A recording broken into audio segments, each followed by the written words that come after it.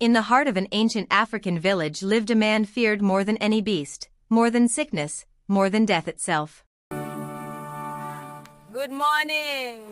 Good morning, oh.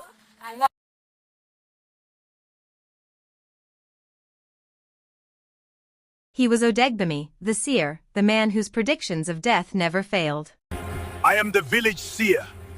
I predict who will die. It must be as I said.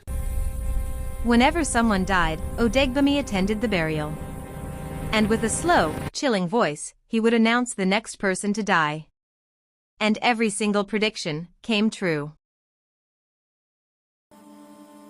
When the village chief died, the people gathered to mourn.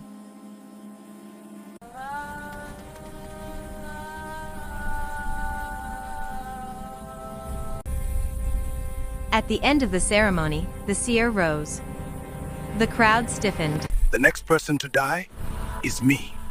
All of you must attend my burial or you will die. The next person to die is me, he said.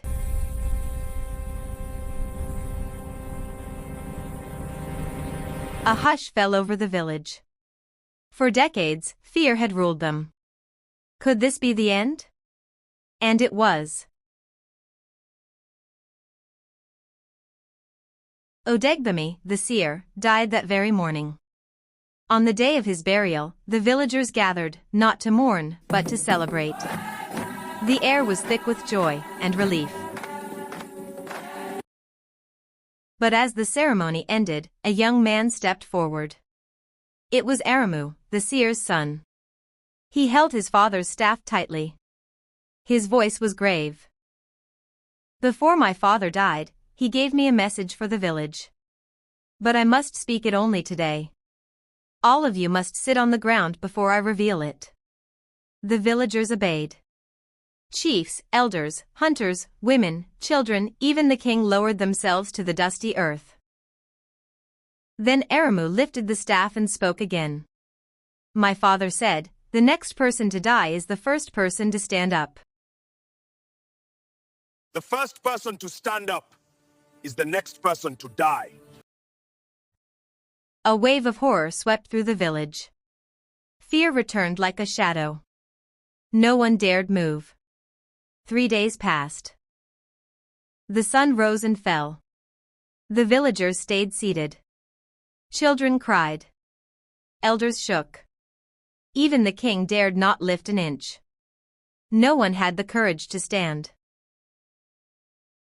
And then, a small voice rose from the corner. A little boy spoke. And then, a small voice rose from the corner. A little boy spoke.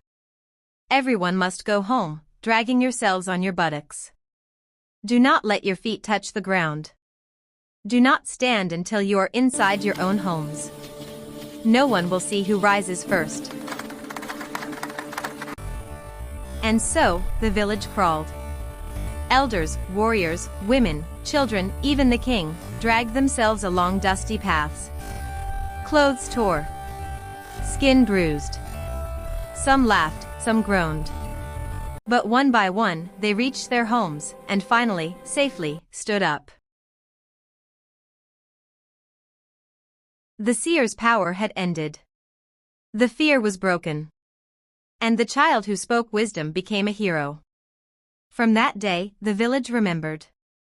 It was not prophecy, magic, or fear, but courage, wisdom, and unity that truly shaped destiny.